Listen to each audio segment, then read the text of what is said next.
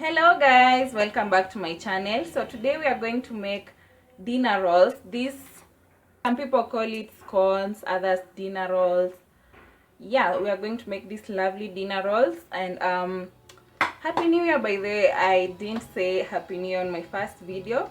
Oh, but if you are following me on Instagram, I already said happy new year. I hope you are kicking your goals and you're working towards them. Don't forget to subscribe if you're new here to my channel. Hit the subscribe button and don't forget to hit the bell so that every time I upload you'll be notified. Without further ado, let's get started.